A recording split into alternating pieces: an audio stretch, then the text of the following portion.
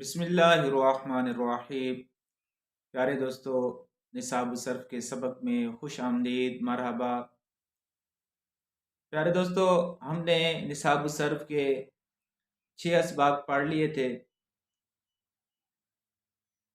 فعل جو چھٹا سبق تھا وہ فعل کی اقسام کے بارے میں تھا، مختلف اقسام تھی۔ آج ہم نے 7واں سبق شروع کرنا ہے۔ 7واں جو سبق ہے وہ ابواب کے متعلق ہے۔ ابواب یہ باب کی جمع ہے، اور ثلاثی مجرد کے جو ابواب ہیں ان کو کوئی مخصوص اوزان نہیں ہے۔ ایک ماضی سے اور ایک مضارع سے صیغہ لے لیا ہے اور اس کو باب کا نام دے دیا ہے۔ مثال کے طور پر دارابا یدربو، ناصارا ینصرو۔ مزید فی کے جو ابواب ہیں ان کے مخصوص اوزان ہیں، اور ثلاثی مجرد کے جو مصادر ہیں وہ سمعی ہیں، سنے ہوئے ہیں۔ تو ان ابواب کی 2 اقسام ہیں، 8 ابواب، اور اس کی 2 اقسام ہیں، مضطرد اور شاذ۔ مضطرد یہ 2 ابواب، مضطرد جو زیادہ استعمال ہو، مضطرد اسے کہتے ہیں جو زیادہ استعمال ہو، کثرت سے استعمال ہو، اسے مضطرد کہتے ہیں، اور شاذ جو کم استعمال ہو۔ مضطرد میں 5 ابواب رکھے گئے ہیں: داربا یدربو، ناصرہ ینصرو، سامعہ یسمعو، فاتحہ یفتح، کارما یکرمو۔ ان 5 ابواب کو مضطرد یعنی کثیر استعمال ہونے والے ابواب کہتے ہیں۔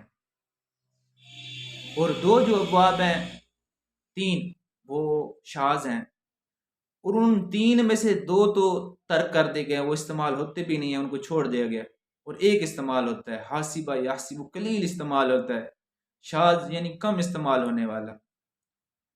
تو 6 باب ہو گئے، یعنی 2 تو ترک کر دیے گئے، تو 6 ابواب یہ ثلاثی مجرد کے ہیں: دارابا یدربو، ناصرہ ینصرو، فاتحہ یفتح، کارما یکرمو، اور حاسبہ یحسبو۔ تو یہ 6 ابواب ہیں ثلاثی مجرد کے۔ ان کے علامات بھی ہیں، پہچاننے کا طریقہ ہے، بڑے ہی آسان سی علامات ہیں ان کی۔ جب یہ نام آپ کو یاد ہو جائے نا، دارابا یدربو، یہ سارے 6 ابواب کے نام یاد ہو جائیں تو ان کی علامتیں بھی آپ کو یاد ہو جائیں گی۔ کیسے کہ ماضی اور مضارع کا عین کلمہ دیکھا جاتا ہے۔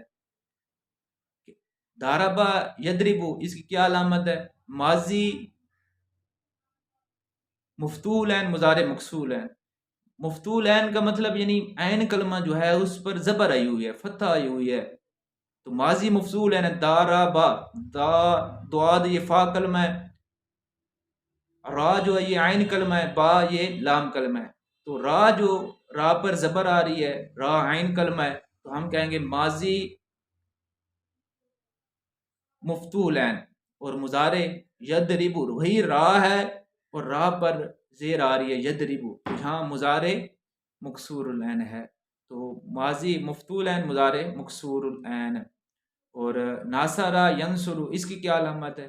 ماضی اور مضارع دونوں مضموم العین، ناصرہ ینصرو، ناصرہ ماضی مفتول عین اور مضارع مضموم العین، ناصرہ ینصرو ماضی مفتول عین اور مضارع مضموم العین، یعنی ماضی میں فتح آ رہا ہے اور مضارع میں پیش آ رہا ہے۔ جی اس کی علامت ہے، پہچاننے کا طریقہ ہے۔ اور سامعہ یسمعو، اس کی ماضی مکسور العین ہے اور مضارع مفتوح العین، اور فاتحہ یفتح، اب ماضی بھی مفتوح العین ہے، مضارع بھی مفتوح العین ہے، ماضی پر بھی فتح آ رہا ہے، مضارع پر بھی فتح آ رہا ہے، تو یہاں ماضی اور مضارع دونوں مفتوح العین ہیں۔ اور کارما یکرمو، ماضی اور مضارع دونوں مضموم العین، یعنی ماضی میں بھی عین کلمہ پر پیش آ رہا ہے، مضارع پر بھی عین کلمہ پر پیش آ رہا ہے، تو ماضی اور مضارع دونوں مضموم العین۔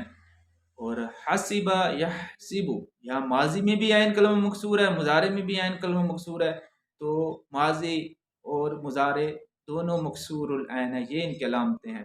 اور جو 2 باب ہیں ان کو تو چھوڑ دیا گیا، ترک کر دیا گیا، ان کو یاد کرنے کی پھر حاجت بھی نہیں ہے۔